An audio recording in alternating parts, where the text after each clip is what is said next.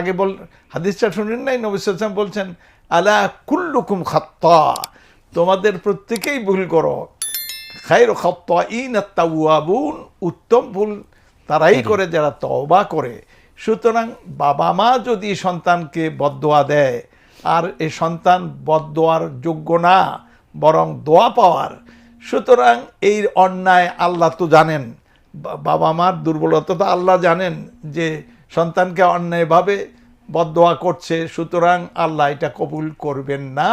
আপনার দিক থেকে আপনি যথাসম্ভব বাবা মার সঙ্গে আচরণ সুন্দর করবেন।